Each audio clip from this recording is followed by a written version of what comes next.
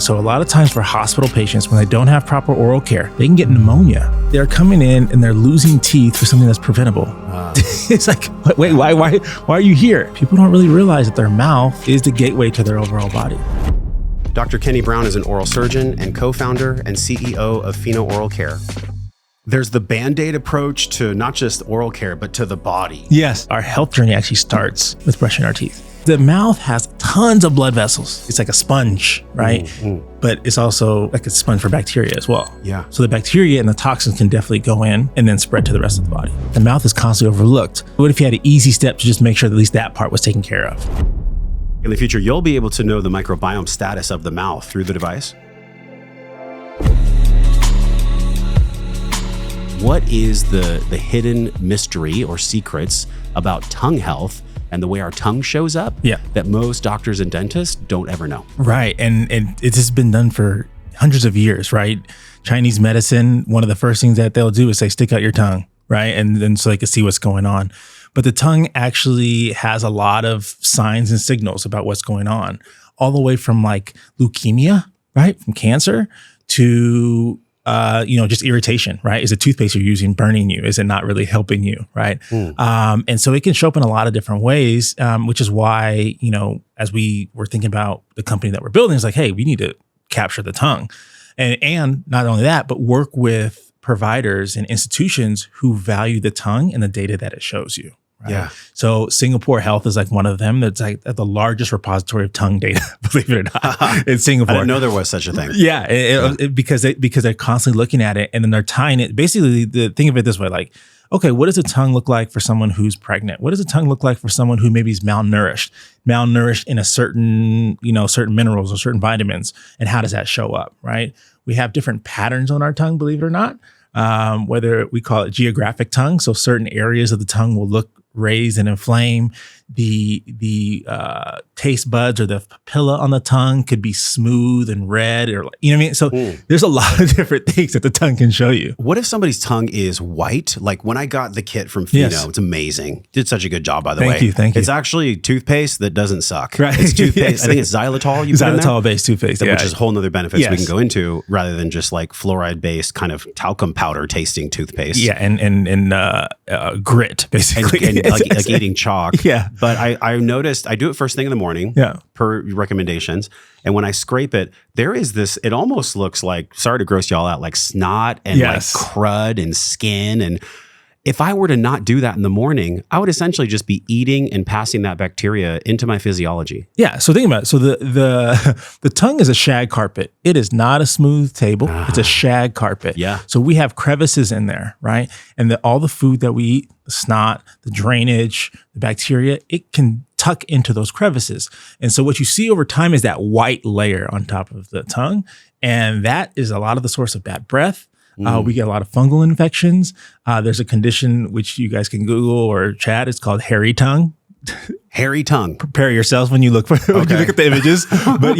But like basically the tongue can serve as like a bed of growth of all the things that we want to avoid. So cleaning it on a routine basis is absolutely necessary. And most people don't do it, right? Yeah. Why is this something that's not, or is it taught in traditional dentistry school?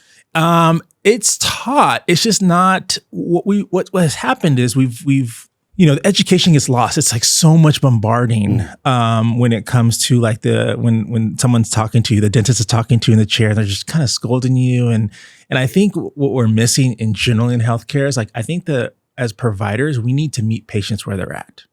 Where do you show up?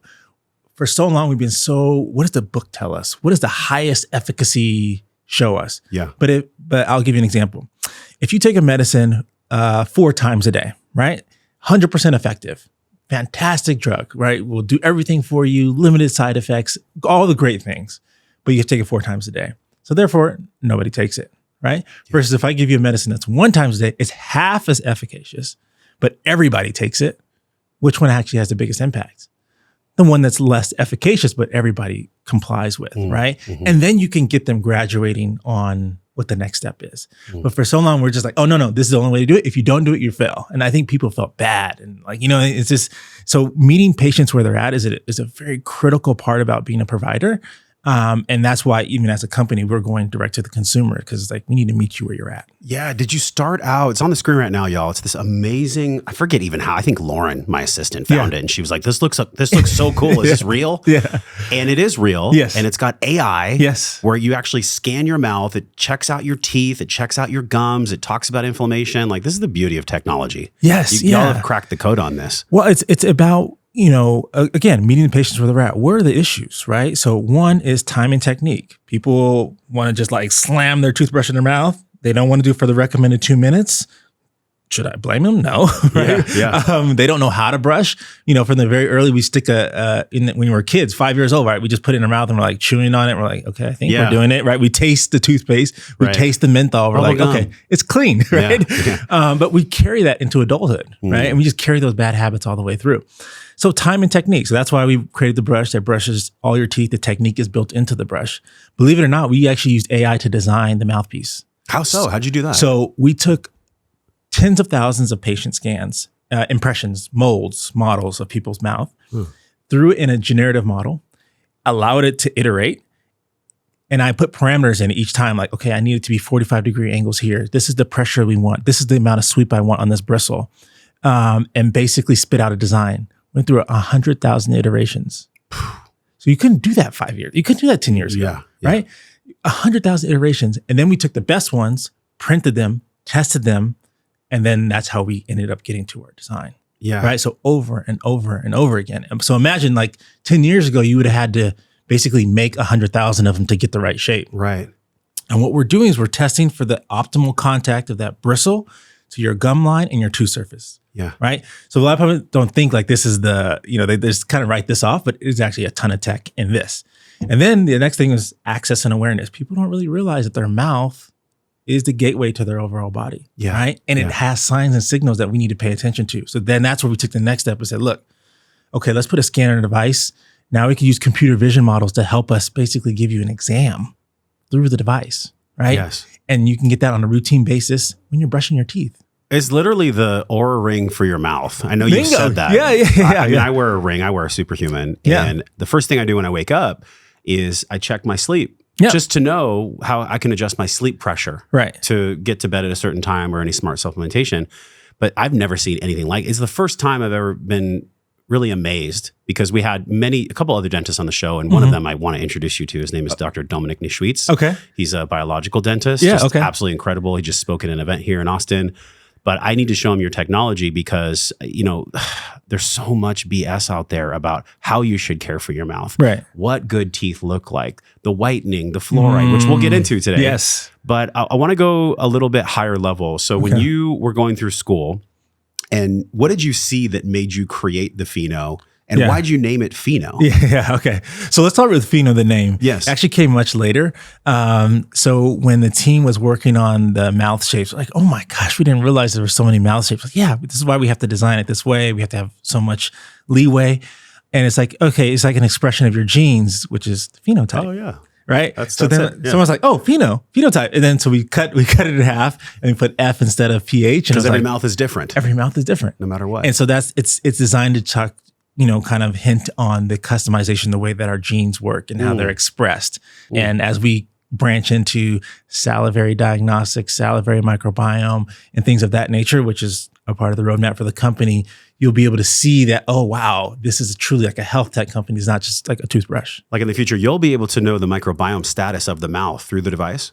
Yeah. There'll be different sensors inside of it. Yeah. So some of the early things, like we built a prototype that can test micronutrients, metabolites, analytes through the brush.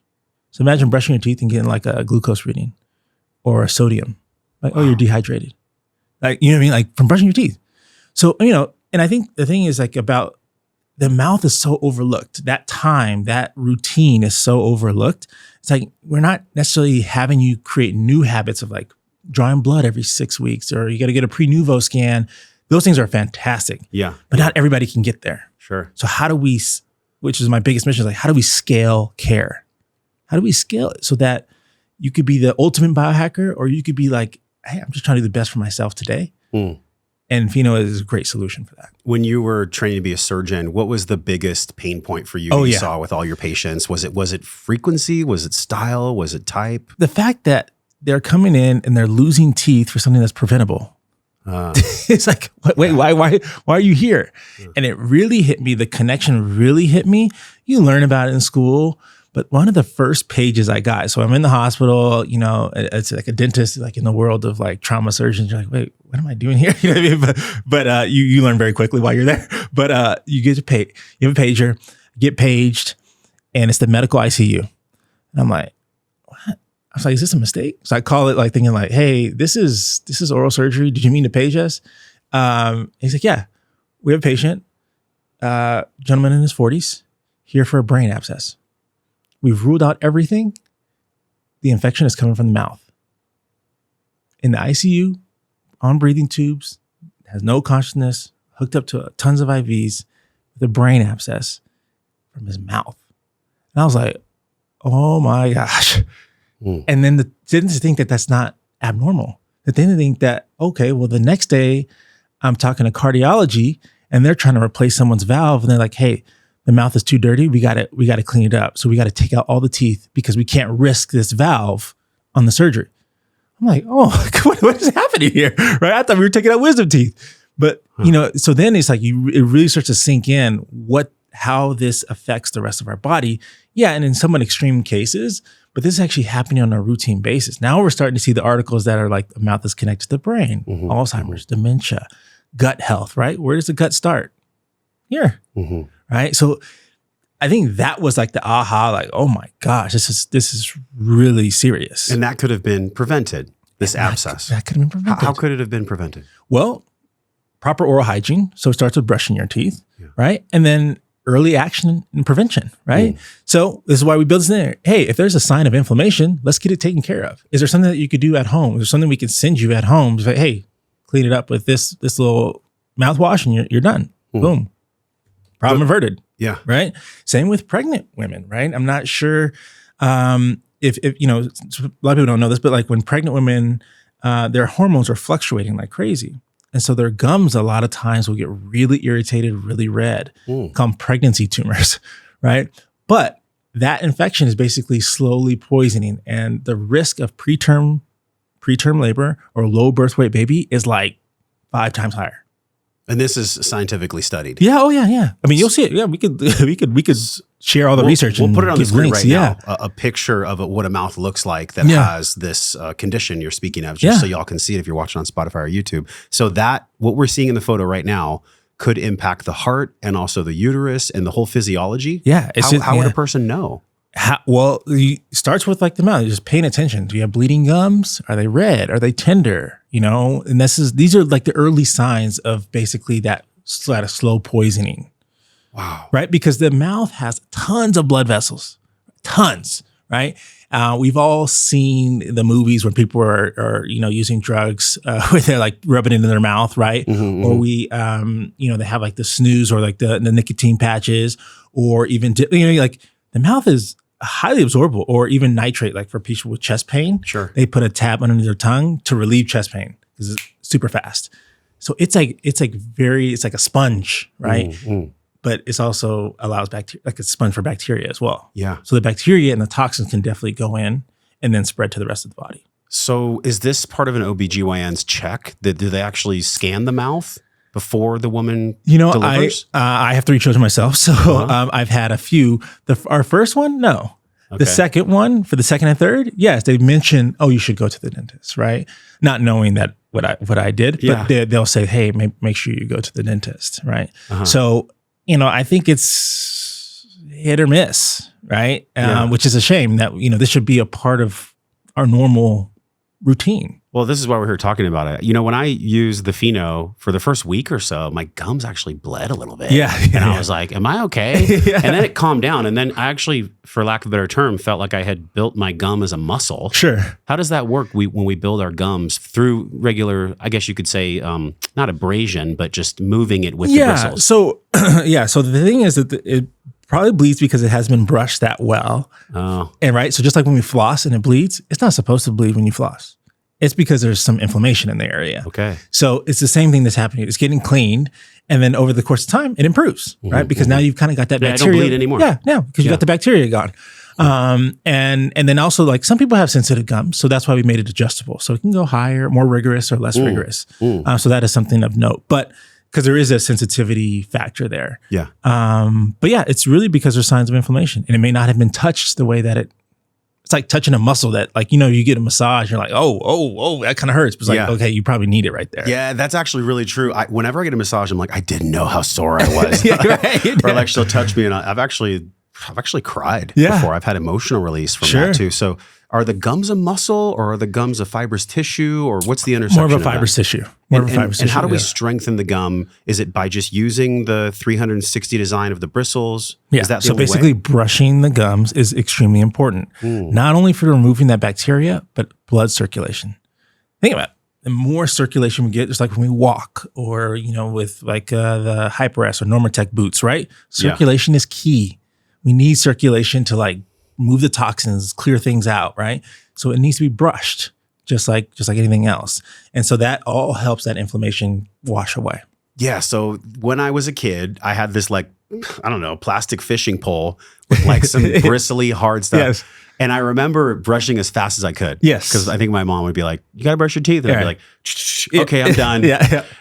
Is this something that children can use? Do you have mouthpieces for children? Yeah. So we're coming out with the kids version soon. That'd be so cool. My son loves me watching. He's like, Daddy, do the thing. He loves watching me. Yeah. I've tested it with my oldest son. The biggest thing is we just want to make sure that we get the right size, right? So that it's adequate. The other thing is making sure that we're going to modify the motor a little bit, make it a little bit more fun for them. But yeah, absolutely. Kids are a huge piece in like them learning how to brush correctly and what correctly feels like, right? And I'm sure you've noticed like when you brush, sometimes you want to do it twice because you're like, dang, okay, how clean can my teeth get? And you kind of rub your tongue over it. You're like, oh, I actually felt like I went to the dentist. Yeah. Right. And that's like that's what it should feel like every time, not just only when you go every 6 months or 4 years. Well, I think what we're dealing with, and I'd love to know how you feel about this, when people go to the grocery store, there's probably like 200 or 300 toothbrushes that they have to choose from.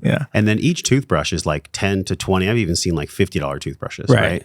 And they have like a little motor on them, but there's no real science. It's more like a gimmick. Yes. How do you walk people from like a $10, $20 thing every couple of weeks or month to a more significant investment that can actually address the inside, upper, lower, the whole thing in 20 seconds, a few times a day? It seems like a no-brainer to me, but how do you broach that conversation? Yeah, it's more about like, what does PHENO stand for? It stands for it's connection between oral health and overall health, right? It's an awareness in addition to a better practice.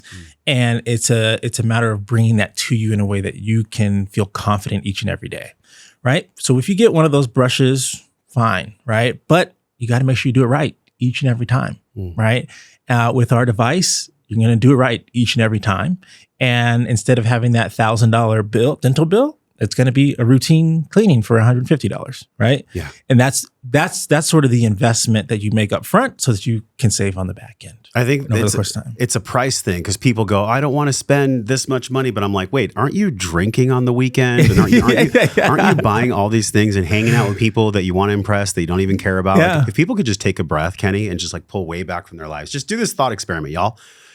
Just go through your bank account and be like, okay, let me go and find a couple $100 or $300 that I know I'm wasting anyways, that I can just be honest with myself about. Yeah. Spending things that are deleterious to my health. And let me just do something that's so much better for me. Just an investment back in yourself, right? I mean, we talk about money management and like where that money should go.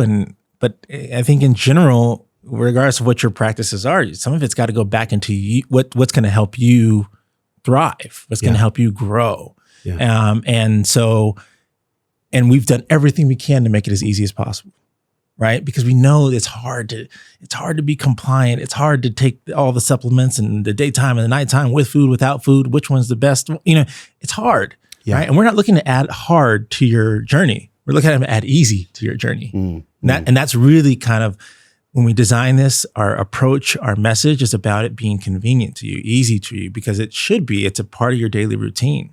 We've had some behavioral scientists on the show, and no matter who it is, could be Nir Ayal, could be Dr. Judd Brewer. Yeah. They all say the same thing when it comes to behavior change.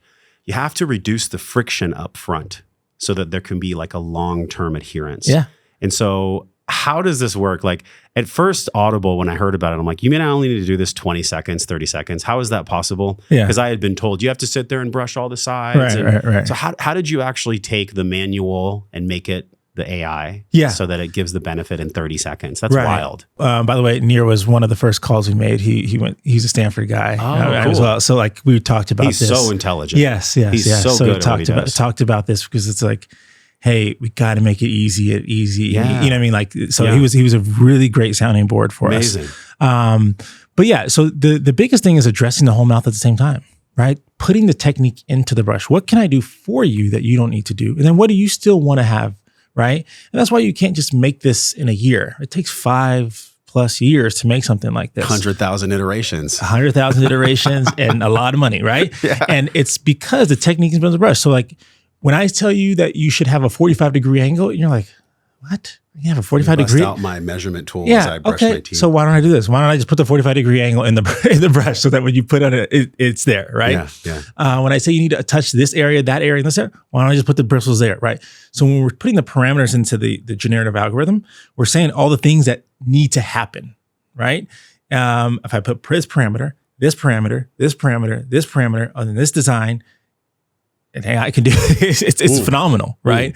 Obviously, there's a lot of thought that has to go into like what the parameters we put and how we test it. But that's it. It's like it's a matter of being like, okay, well, if we can put the technique into the brush, I'm not relying on you to do it all, right? All I want you to do is to move it around a little bit, choose your speed so you still have control. You might want to like focus on an area. You might want to focus on the top, then focus on the bottom. But just giving you the better tools. I think that's what it is. It's the better tool in general. Yeah. So we have smart devices. I mean, how many apps do we have on our phones now? Right. Like hundreds, right? And so I'll speak to the elephant in my room. I was like, wait, another app? But here's the thing that's cool. I have apps that remind me when to turn off the pool water so I don't waste money. When to, like for my son's school or for family events. Like I have I don't want to miss these things. They're super important to me. Right. So can you just on a high level explain why having another app on the phone would actually be something super important, as important as a child's appointment? Yeah, and because this will hopefully save you money down the line and save your health down the line, right? But the app, I don't want to over-index on it just being another app, right? Just like we track our steps, we track our sleep, we track our things, like we should be tracking the things that have a dramatic impact on our health. That's what the app is doing for you, right? It's giving you, relaying that information. And aside from that, it's actually a functional device that you're going to use. Yeah, right. It's not just the app. It's not. Yeah, it's not just the app. It's not just the data. It's the data and it functions. Right. It's a little bit of both, and so it's very thoughtful about our approach because we know there's a lot of decision fatigue. There's a lot of app fatigue. But it's like, okay, well, how do we actually just provide you value that you can use? And that's just like, okay, pay attention to what's happening in your mouth. We can get alert. Say, hey, something's going on. You got some inflammation. You want to get taken care of? You want to take a deeper dive? You can go a deeper dive. You can let your provider know, and we can provide suggestions. Just make it easy. Yeah. How have you seen this play out with families? Like moms, dads, you're building the kids version, which is super cool. I cannot wait for that for my son. Yeah. I will be the first one to get that because he just does like this and then he sucks the toothpaste and puts it down. So I think that's a really big, honestly needed white space for families because oral care starts super young. Dr. Dome told us that I think it was 3 to 4 years old that you really want to start paying attention to kids' dental care. Is that true? Yes. All the teeth are in. You could start earlier, but like all the teeth are in, and then the adult teeth are starting to grow in. And so an infection on this is like really sad, but like a lot of people are like, oh, the tooth is going to fall out, so it's okay if there's a cavity. No, that infection can affect the permanent tooth that's above it. The permanent teeth are developing. When we see those little cute baby teeth, the permanent teeth are actually developing underneath it. And so if there's an infection there, which a lot of times happens, you'll have weakened enamel, you'll have disformed teeth, and they'll end up just getting cavities. It's just a death spiral for the tooth. Yeah. Even starting that young. So it actually is very important to take care of your children's teeth. And as hard as it is, right? As much as you to like try to entertain them, play a game, play a song, whatever you have to do. And hopefully we'll be able to do these things with our device. But put them in a headlock, right? Sometimes you just gotta do it, right? You just gotta get it. Hey, I need to get this in there, and we gotta brush the teeth. So, it's extremely important. They watch what we do. They don't always listen to what we say. Exactly. They watch us. Right. That's why my son's like, Daddy, do the brush thing. Yeah. He likes it. Yeah. There's early life, and then there's midlife, and then there's end of life. And I think about Alzheimer's specifically. I was looking at some research before our podcast about early Alzheimer's that could have been prevented because of one of the Ganesh gateways, the oral system. Yeah. How have you seen that play out clinically as a surgeon, the Alzheimer's risk with low oral care? Yes. So what's we talk about this, so a little bit more scientifically, there's actually no valves in the bloodstream. So we have valves like gateways in all of our bloodstream. There's no valves from the mouth to the brain. It's just a straight highway. So we have certain bacteria that release toxins. Those toxins then go and they free pass up to the brain. And so what a lot of the study is showing is like, okay, when we go into the patient's brains and we see the plaques, right, with the areas that are affected, it's the same toxins that are tied to the mouth. And so that's where that correlation is coming in, right? Same with that brain abscess, right? That brain abscess. So it's like, oh wow, like this is a big deal. So not only are we seeing from a microbiology level, but also like a functional level. So like, let's say I see a patient in the chair and I'm like, mom or son or somebody is bringing them in, and you say, okay, like, well, they're not all there. It's like, well, what's going on? And you look in their mouth, they're like missing half their teeth. It's like these care facilities aren't really doing it. The hospitals aren't really doing it. And it's just like they're making pain, right? It's just constant inflammation. We know inflammation is the root of all evil when it comes to our body, right? Yeah. And it's just a source. It's like an open wound. Think of it as an open wound that's constantly getting dumped on. And it's really sad. And so not only that, but think about this. When you have those infections and then you lose your teeth, now what's your nutrition going to be like? You can't chew. At the end of life, we only have a few things. We got family, we got food, right? So food can be enjoyable. So your quality of life tanks, right? But that doesn't happen overnight. It's happened when they're in their 30s and they got a tooth taken out, in the 40s, right? Like it just happens over the course of time. My dad's mom had an issue later in life. She had really dry mouth, super low salivation. The glands in the mouth that produce the saliva. Yeah.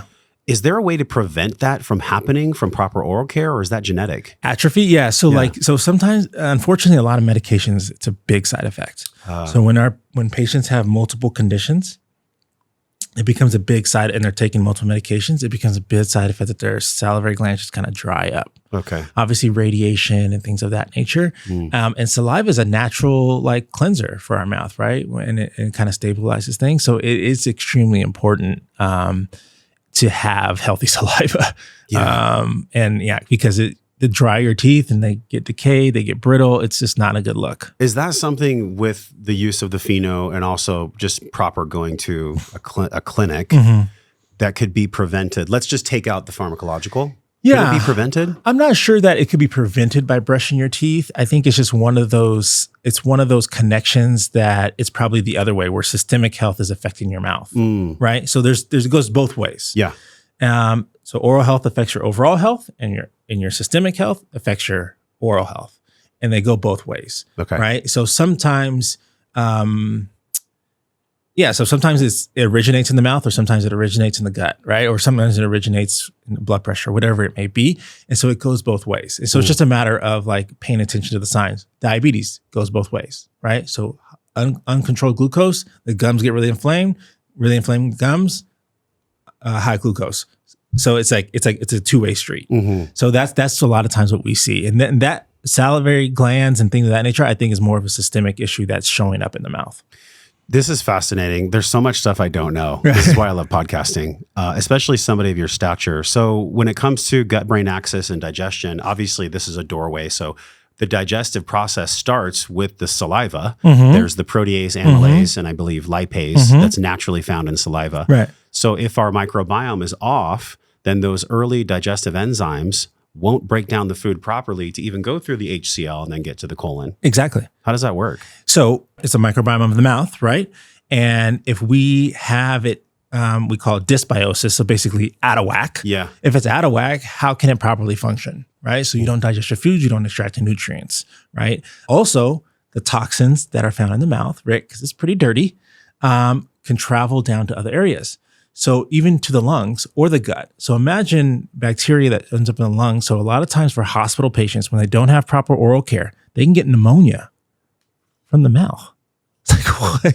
Because the bacteria, basically think about it, you're like breathing it in, right? You're breathing, you're constantly breathing. Well, hopefully they're nasal breathing. They've been taught how to breathe through their nose. You know, you wish, you hope, but it's what happens is they breathe in the mouth and then it settles in the lungs and get pneumonia. Just let them brush their teeth, right? When they're in the hospital. And then same thing with the gut. That toxin is not meant to be down here. So it throws it on dysbiosis, which means it's out of whack. And then you get the bloating, you get the indigestion, go down the whole line, right? Including immune system affection, right? So like, it's all connected, right? And it's just a part of it. And so like, that's the thing is like the mouth is constantly overlooked. What if you had an easy step to just make sure that at least that part was taken care of? Yeah, it's lowering the friction, like Nir says. Yeah. If we lower the friction in anything, and by the way, it's the same thing for like trying to get kids to eat food, healthy food. We like stick it in their smoothies. Right. I'm sure you do that with your kids. Like, let me put some organs in his smoothie. Right. And so if I had something for myself and for my family that allowed us to just have super easy, frictionless compliance when it comes to brushing, it's a no-brainer. It's such a no-brainer. Yeah. Do you find that people don't even know that they don't know this exists? Because you're pretty early in the scene. Yeah, I think it's an education as anything, but I think what the world in general is accepting is how connected our body is. In general, we're accepting like, oh wow, we need to be paying more attention to our health and what's happening. Yes, and so I think that has opened up the conversation in the acceptance of being like, oh, you're right, the mouth, and another big aha was COVID when people started swabbing their mouths for COVID tests. They're like, wait, it's in my mouth? You know what I mean? Like.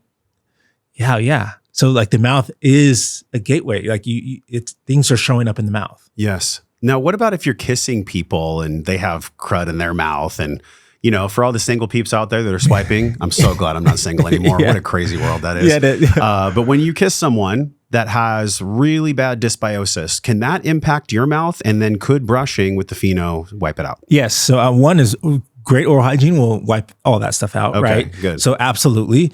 And yes, it's absolutely, you got to pay attention to who you're kissing and what's happening there.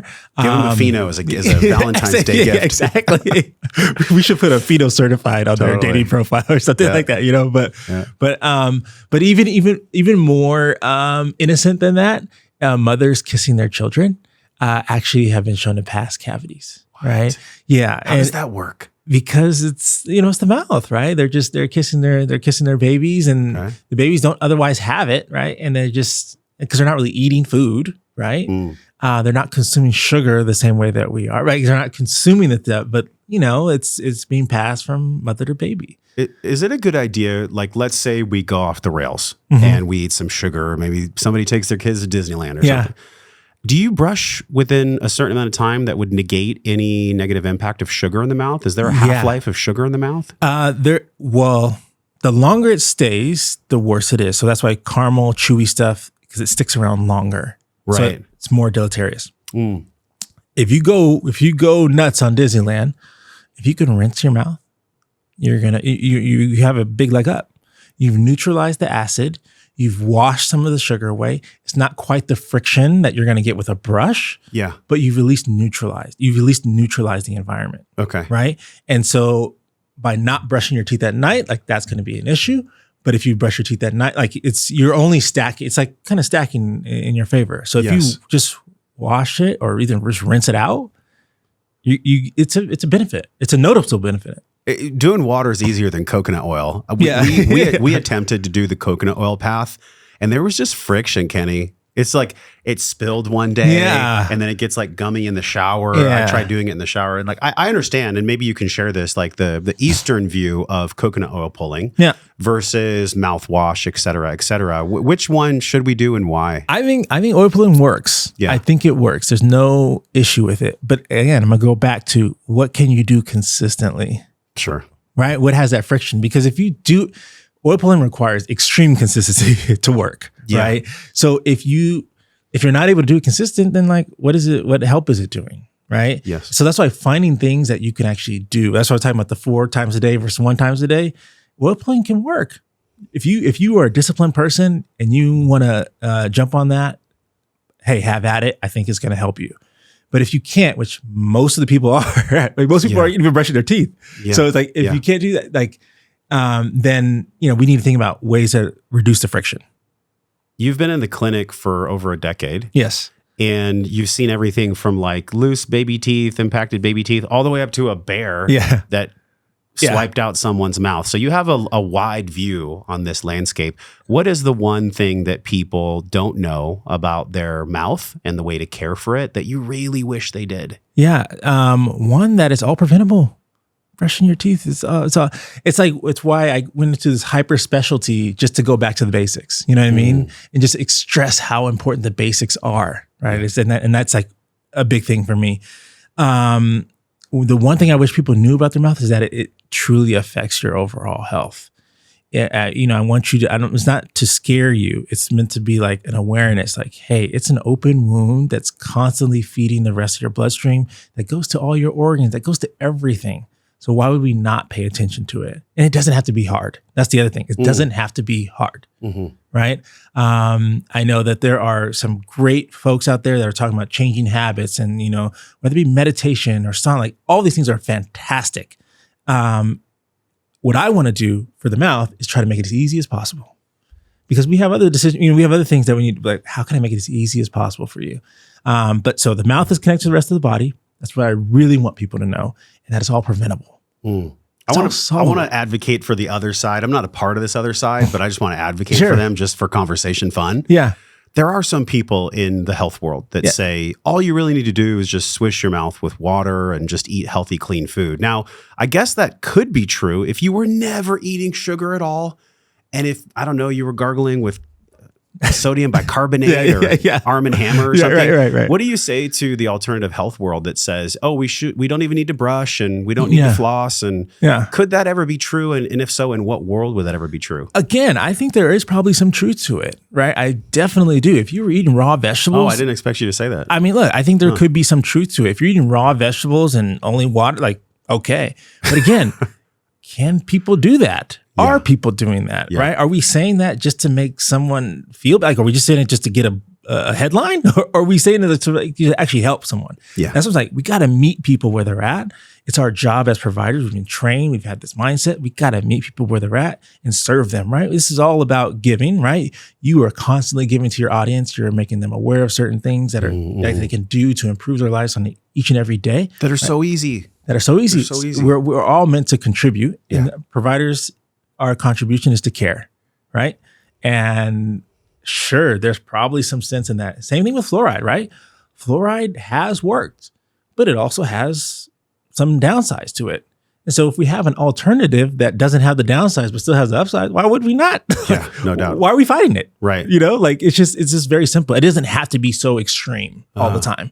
And I think too often we're playing in the extremes. Yeah. And I think that will cause one group not to do it or someone else not to. And I don't think we're serving ourselves that way. One thing I learned from Nir, and I mentioned him because you said you had some consulting with him, is that there can be this illusionary bifurcation of people's proclivities towards behavior. So if one side recognizes with like paleo, carnivore, extreme alternative health, then that's part of their tribe. It's actually an identity for them that they quote, don't brush their teeth. Then there's the other side where it's like fluoride all day. Right. I think the middle way, as spoken about in the Tao, is really the best path. And actually most religions speak of the middle way. Right.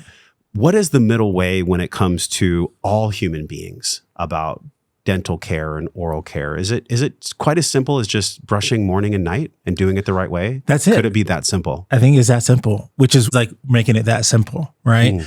And then the reason why we add the app, and so I'll touch on that to make it that simple, even in the center way, is to say, well, we can alert you, we can let you know. We're not having you do anything. You're not a biohacker just because you buy this. You can be a biohacker. You could dive as deep as we could dive as deep as you want to dive, right? Pathways, all that kind of stuff in your mouth. We could dive that deep, or we could just be like, hey, you got some redness here.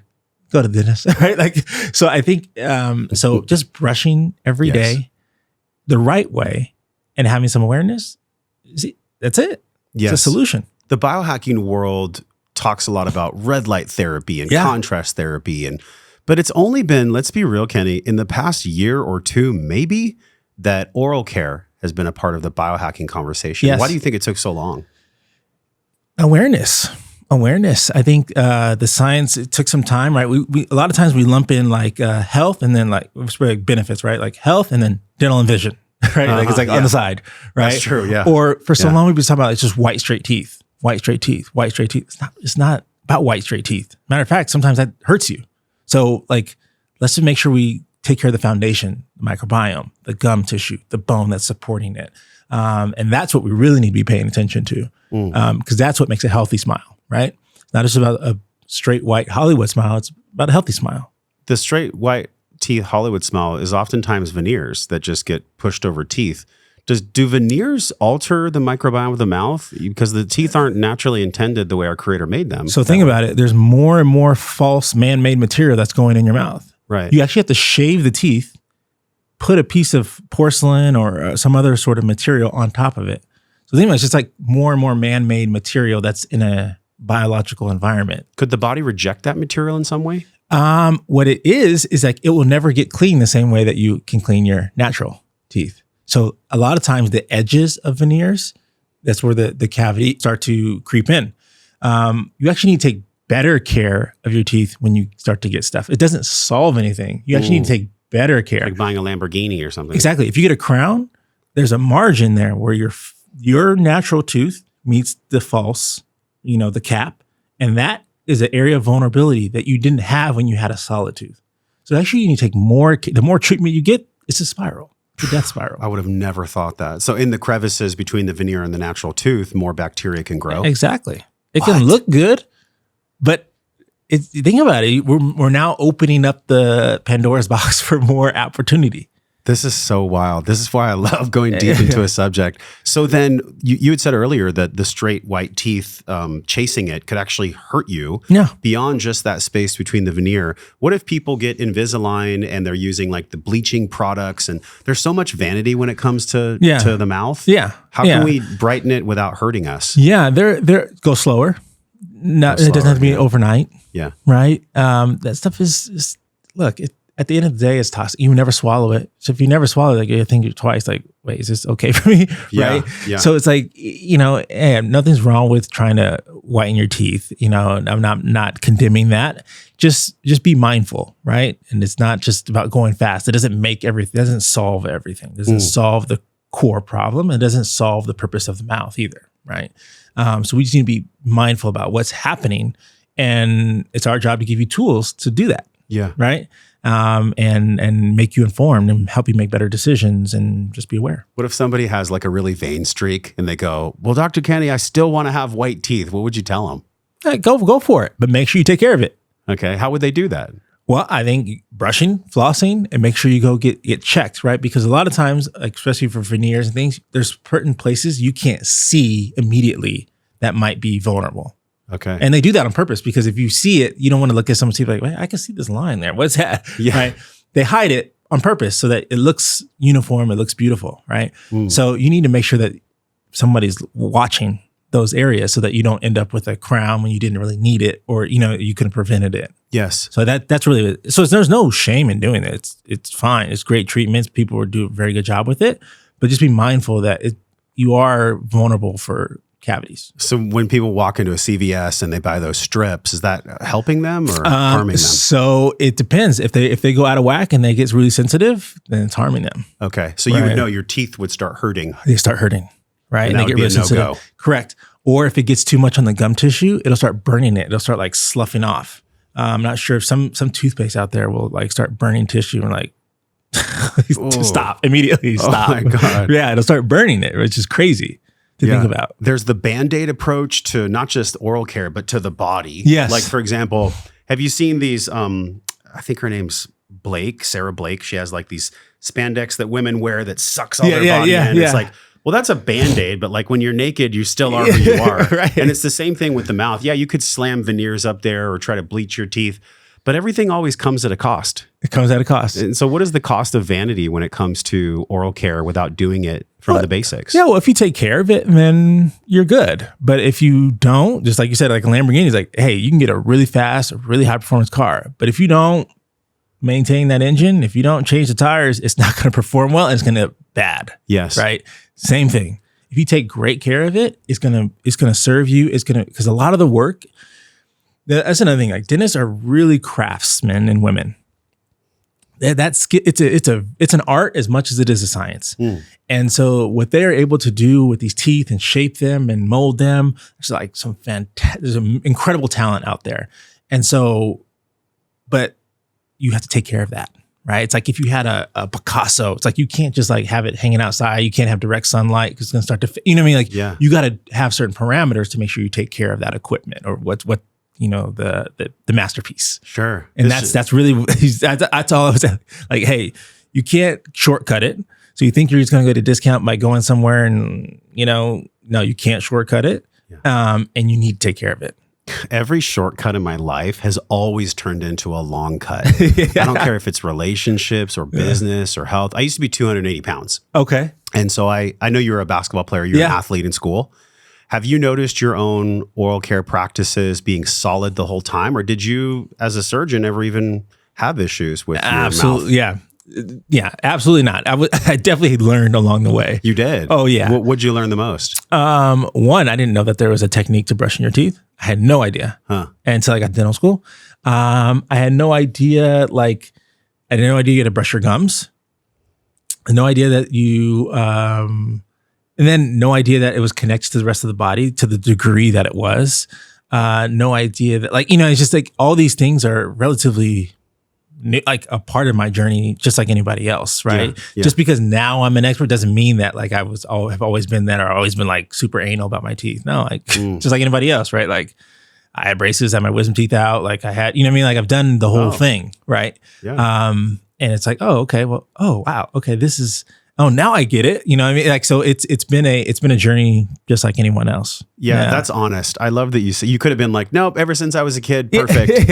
But that's not, that's not honest. I had a client when I was a personal trainer and very wealthy, successful guy, house on the beach in La Jolla, California.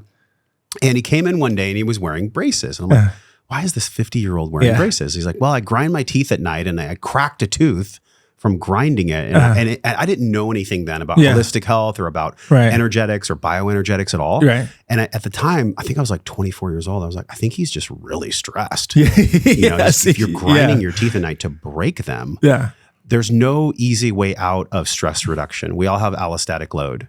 And so have you seen this in the clinical space where people will come in with a vanity concern, but really you have to talk to them about their lifestyle and stress management? Man. And what has been the most alarming to me is the age. It's getting younger and younger that I'm seeing these stress signs. Like grinding teeth and cracking teeth. 15-year-old, like from school, right? She's like worried about her tests and her grades and what's going to happen and social situations. And like to see the amount of pressure that this person is under. And I'm like, golly, is it that serious? You know what I mean? Like in my head, I'm like, whoa, is it that serious? And yes, you see it all the time, the stress, right? So the grinding, and then for a person like that, they might not be sleeping. It may be an airway issue, right? Why someone cracks teeth, it may be an airway issue, meaning that they're like struggling to breathe at night and so they're grinding, their whole body's just so tense. Yeah. And that's why they're grinding, is because they actually can't breathe. Which is why we're now seeing this, the nasal breathing movement, and it's real, yes. Right? But if your airway literally is like constricted and you can't breathe, you're just under the stress that you're under, and you're gonna crack your teeth. So you're thinking like, oh, I'm cracking a tooth. Oh, I have to get another crown. But really, like, dude, you're not sleeping. Yeah, you're not breathing at night. Oh, okay. So symptomatically, it might present as teeth crack and grinding. What are the different things that might make that symptom appear? Well, snoring is one. What do you mean outside of the clenching? Oh, TMJ. Right? Waking up with a headache. Okay. So tenderness, like in the masseters, which is on the side. Think about the muscle in front of your ear for those who can't see, or on the sides of your head, right? Sometimes in the shoulders and sometimes in the back of the head and the occiput, like kind of behind your ears. That also can be signs. A lot of times this is what gets stressed when we're clenching and grinding. We don't only do it at night. We do it during the day, right? So sometimes catching yourself and realizing, oh, I'm doing this during the day. Like, what am I dealing with? And there's a lot of it's subconscious, like you said. It's some of it is just trauma that we're constantly dealing with it, and with whatever the stress is happening, and it's just manifesting this way. Yeah. So I have 1,000 students in my Breathe program, and I've been practicing breathwork since 2016. The very first thing I do when I set the space with a client or with a group is I have everyone roll their neck 6 times in each direction, and I have them physically grab their bottom teeth and stretch. And most people will take a deep breath because their jaw can finally release. I don't know the research. I wonder if you could make an educated guess. Yeah. How many of us are walking around clenching our jaw, if you had to guess, throughout the day? I mean, it's about to be close to 50%. Those probably more than half people. More than half. I mean, especially now it's getting worse, right? It's just like, I know like for like my wife, like even if I just massage her like on her masseters, her whole body just like, right. It's like she feels like she got a full like 3-hour massage only if I massage like this area on her mouth. That's it. And this is very true for a lot of women, a lot more women than probably they think it's normal. But a lot of women are struggling with this. Yeah. Right. But to your point, the breath work is extreme. Like if we're not breathing, we're just kind of like constantly in that shallow, it starts to manifest itself here. I could see, and I definitely want your perspective on this. I could see how, upstream, if you're not breathing through your nose and your mouth breathing, you're introducing more bacteria. Then on top of that, you're not brushing. You don't have a device like the Pheno to make it super easy. Give yourself 30 seconds a couple times a day. Then you also are overweight and you also hate your relationship. And your life is put you in a position of work that you don't love. I mean, the allostatic load on that is so intense that obviously downstream, you're just going to get disease somehow, some way. So would the impact of literally just doing the most simple thing start to course correct and unwind some of these other dysbioses of microbiota and stress in general, just from doing the simplicity of that practice? Correct. Absolutely. But I mean, 'cause we can go to hypertension, right? That's where I'm like, that's like one of the biggest things I'm so excited about. It's like, hey, it can start with brushing your teeth. It can start the way you start in your end of your day. You're giving yourself the best chance to be healthy and successful. The way you start and you end your day in the bathroom, brushing your teeth on your own, like doesn't matter what's up, you could do it. And a matter of fact, now it only could take 20 to 30 seconds. Right? We all have 20 to 30 seconds. We all have 20 to 30 seconds. If you don't, you deserve a life inventory. If you don't have 30 seconds at the end of the day. Right. And so that's the thing is like the health journey should start in the back. It's like one of the most intimate spaces that we all need to kind of like visit and, and then that's what that's sort of like where Pheno is really at. It's like, I feel like I almost became a dentist to spread this message, to say like, no, actually health can start here. Cause I was like I was really interested in cardiovascular surgery when I was in school, but I almost felt like now I became now I know why I became a dentist, right? Yes. It's because it's not like, hey, our health journey actually starts with brushing our teeth. I love this. And I also love alternative sources to fluoride. I totally respect your stance on it. I've seen so much research and we've had so many other professionals like yourself talk about it. I love that you use xylitol. Can you talk about xylitol? Yeah. I did it as a sinus flush. I had chronic sinusitis for a while. I had a lot of breathing issues myself. Yeah. Knock on wood, I don't have any cavities. From my knowledge, I go to the dentist twice a year and I don't have any cavities, which is great. But I could see that if I wasn't breathing through my nose and if I never healed my sinus issues, one of them that I actually used was a xylitol rinse to help me heal my sinuses because of its antibacterial effects. Why'd you choose xylitol for the foam? I wanted to go regenerative. I wanted to start pushing that way. How do we start? I want to innovate on every single aspect that makes it better and easier for us to do. Right. So like I was saying before, fluoride has shown to work. We've shown caries reduction, but it has all this baggage. Yes. So why do we have to accept that baggage? Why can't we push the threshold and innovate and do more? So xylitol, just time and time, no matter, I don't care what you take some time to read through it if you guys haven't, xylitol, or just do a chat. Be like, tell me the benefits of xylitol. Just do a chat GPT search, because not like regenerative from remineralizing teeth to antibacterial to anti-inflammation to, I mean, it's just like, and it's a sweetener, a plant-based sweetener on top of all that. It's like, man, God gave us the jackpot here, right? Yeah. And so that was like, it was a no-brainer for me. Okay. It's like, it was just thing after thing was just like, okay, what are we attacking in the mouth? We're attacking inflammation. We want to remineralize teeth because that's kind of what reinforces all these like micro cavities, if you want to call them. But you kind of fill in it, you kind of pack it in with reinforced material with the xylitol. So stacking that allows us to have a healthier mouth. It's like, okay, so like just getting that. So with xylitol, you kind of like to be consistent with it. So why not in the toothpaste? Makes sense, right? Some other things that are interesting alternatives are hydroxyapatite. Have you heard of that? I've not heard of that. Okay, hydroxyapatite or nanohydroxyapatite. It's just a compound that basically reinforces the teeth. So like fluoride is like a mineral, right? So think about it this way: your teeth get broken down and they have like these pores or holes. And the idea is that fluoride goes into those and reinforces it. So it's like a patch, right? But the issue was, okay, well, the fluoride, we're ingesting it and it has all this other baggage with it. So what other things can we patch it with? So xylitol, nanohydroxyapatite or hydroxyapatite, all these minerals and compounds that basically can create that patch and reinforce the teeth and make it strong, right? So it's like, okay, well, we have alternatives. Like, why accept the baggage when we have something better? Do you know where that's sourced from, the hydroxy?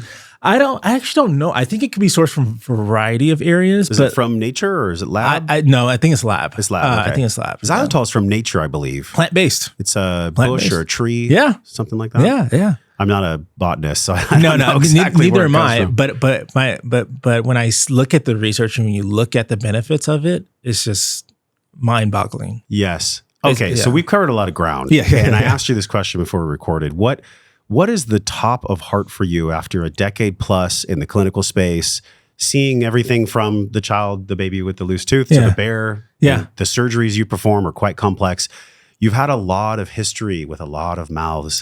If there was something beyond just the brushing conversation, is there any other oral care systems that we can put in place for us to be really healthy and avoid $100,000 dental bill in our 60s? Yeah, I think the biggest thing is awareness. So like aside from brushing is paying attention to what's happening in the mouth, the bleeding gums, the inflammation, which is why we have that scanner, is because that is such a critical piece. Awareness is such a critical piece. You could be brushing your teeth, but you still have gum disease. You could be brushing your teeth and still have an infection. You could be brushing your teeth and still have cancer or some sort. You know what I mean? But if we're not looking or paying attention, then it doesn't become all for naught, but we kind of lose the benefit there. So it's really kind of paying attention, the awareness that, hey, the mouth is important. I need to take a look at it, what's happening there. Yes. Because it's a critical part. It's like, in a lot of ways, it's like another limb. Like it's like walking with your legs, right? We got to digest our food. We got to eat. We want to smile. We want to be able to relate. We want to be able to talk to people. And it's a core part of who we are as humans. Or just living beings, quite frankly. I almost wonder, not to knock on British people, no offense, but like they drink a lot of tea. Yes. And their teeth are brown. Right. A lot of them. I know it's a reductionized statement. But when you start, there is an emotional component to this. When you stop yourself from smiling because you're insecure about your teeth, it starts to impact how you view yourself. Right. Have you talked about this before? I mean, we could talk about the dopamine hits that people get when someone smiles at you. Yeah. And it's been compared to like getting $500. Huh. It's like someone that person smiling at you. Yeah. It's been compared to like dopamine hit like getting $500. So it's wild. like it's incredible. So it's like especially in this world of technology and like maybe we're losing some personal touch, but there's nothing like that human connection when someone looks at you and they smile at you and then you feel good about it. It's like, oh wow, it's just like a human connection. Right? Yes. It doesn't always have to be romantic, right? It's just a human connection. But so that affects so much, right? Straight teeth, whatever it may be, but like that smile and being able to communicate to someone without any words. You don't need the same language. You know what I mean? Yeah. You don't need, and sometimes, I mean, I'm not sure if you're an animal person, but like even animals, like if you sometimes like animals, I feel like can feel that. Oh, right? yeah. Like when you're dogs know when you're smiling. Yes. At them. Yeah. They smile back. Yeah. So it's like the smile is so powerful. It's so powerful. And if you have pain, you're not going to smile. If you have infection, you're not going to smile. If your breath is bad, maybe not just because you ate onions, but because there's an infection or because something deeper, right? There's people who, I have not mastered this, but there's people who will say that they can detect conditions based off of breath. Now, there are certain conditions that I could tell based off of someone's breath what's going on. What would be one? Diabetes, for sure. Okay. What does it smell like if somebody has diabetes? It's like sweet, like it's like almost like a fruit, like a Welch's fruit, like the gummy snacks. Oh, gummies. Okay. Yeah, it's almost like that. Interesting. Right. There's certain bacteria from periodontal disease that I could tell, oh, okay, you're suffering from this. There's certain, some people will say they could smell cancer. And there is something, I haven't been able to nail it down, but like there is definitely a different smell from someone's breath. Sure. Right. So there are people who kind of have mastered this, but you're not going to smile if you notice that, if you're self-conscious about that. Yeah. And so the connection that you get to miss out on, or the little dopamine hits that you get to miss out on from very wholesome dopamine hits. You ever been in a sauna with somebody that has bad breath? It is the worst. Because it's hot. And I've actually had to just tell a friend, like, hey, I love you. This isn't personal, but like your breath kind of stinks, man. You might want to get that looked at. Yeah. And of course, it's hard for me to deliver that. And they might have a process emotionally about receiving it. But the truth is the truth. Yeah. Right? And if your breath is stinking, then it's pointing towards something in your body because it's the doorway. Or the tongue. Or the tongue. Right. Even worse. Right. I can't let you go without this question. I use the nicotine pouches. Okay. Right. And I've chatted about it with chat. Yeah. And there's conflicting evidence about how that may or may not damage a tooth. What is your take on nicotine pouches and tooth health? Yeah. So where you get concerned about nicotine pouches is that rubbing, that constant friction and irritation against the gum tissue. Mm-hmm. So that gum tissue, as it gets irritated, it'll start to recede and loosen. When that recedes and loosens, we lose support of that tooth and it can become loose. And then that's it. There's nothing you can do about it. Okay. So if you're going to use them, move it around. A lot of people only like it in one spot. Yeah. But you need to move it around. Got it. Because if you think about it, it's just like that constant irritation in that one area is going to cause it to wear down. Just like anywhere, like just like on your keyboard, right? You like the ones you type, the paint wears off or whatever. Yeah. Your tires, right? So the same thing, move it around. If you're going to do it, move it around. That's it. That's so good. All right. You just gave me a deep breath on that one. Okay. But look, again, I'm about meeting the patient where they're at. What can we do to improve it today? I'm not going to say, oh, free reign is the best thing for you. It's never going to hurt you. I'm going to say, if you choose to use it, this is how we're going to use it. That's great. Thank you. Yeah. Wow. So much light you have shined on oral world today, on the oral world that we sometimes forget is there. I just think as humans, we do all these things. We buy these $2,000 red lights. Yes. And it ain't helping because you've got some really bad dysbiosis in your mouth. I think this is a really early entry point for people, and it's so freaking easy to do. Yes. And you've made it so much more easy. Yeah. So thank you for what you do. You could have done a lot of things in your life, but you chose to do this. Yeah. I can't let you go without this last question. Okay. I know you're a man of faith, and being an entrepreneur and a surgeon at the same time, hard to hold those two worlds, I would assume. Sure. How does your connection to a higher power fuel Pheno? Yeah, it's the calling. It's my why, right? I could go off and do surgery, just make money, live our life, but I've been called to serve. I think we're all called to serve. I think I point to Jesus as the ultimate servant leader, and I think that's where we need to be. So it's about what we can give, not receive, and that's like the ultimate gift. And so I've been placed in a position to be able to do this, and it's fun. It's not by design, not by my design for sure, by God's design, I believe. It's like I said before, this is why I became a dentist. I was like all into cardiothoracic. I was like, oh yeah, hearts, that's pretty cool. Like open up the chest and but it's like I became a dentist, right? And I was working on teeth, and I was like, what am I doing here, right? Multiple times I thought about stopping dental school, stopping residency, because I had this big, and I couldn't shake it. I was like, I'm like, want something bigger, something to serve more people. And entrepreneurship became that outlet. And I'm just grateful to be here. And it is truly a calling for me. I can feel that. You bring a lightheartedness to a somewhat can be serious practice. Right, yeah. There's a lot of ego in the Western dental world, right? Sure. I'm a doctor. You need to respect me. There's almost like a lack of breath and posturing from them, but you don't have that. Well, because it's a gift to me. It's a calling for me, right? And I think it's like it's a service, and I think my faith has taught me that. I think Jesus has taught me that the best way, you got to meet people where they're at. And that's where they get saved. That's where they make the change, is when they realize you're listening, you care. You're not talking from a pedestal. You're talking, eye to eye. As a human to another human. Well, it's noble. And I appreciate you being here. It's awesome. We totally believe in you. It's on the screen right now, y'all. If you're watching on Spotify or YouTube, or if you're listening, just go over to joshtrent.com/Pheno. That's Feno. And thank you, $50 off the device. That's amazing. Yeah. Just use the code Josh, y'all. Your mouth will thank you. The people in the sauna will thank you. But most importantly, start upstream with the most easy thing possible and let the downstream be healthy. Absolutely. Let's just make it easy. Thank you for making it easy, man. I appreciate you coming on the show. Thanks for having me. Thanks for the questions. Really good stuff. Yeah, I appreciate you. Yeah. Guys, share the podcast with somebody who has bad breath. I know that's a little alarming and confronting.